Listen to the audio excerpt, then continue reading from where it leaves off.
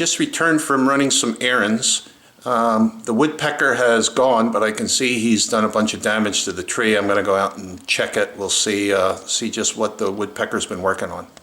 Okay, you can see all the wood chips at the bottom here of the tree trunk. This is what he's done just in, I don't know, an hour or two this morning. I'll show you, this tree here is dead.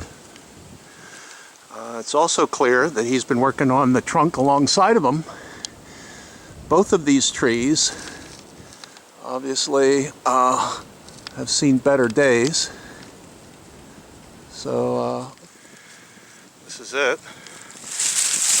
Obviously, after something in here. Wow, he's in there pretty deep.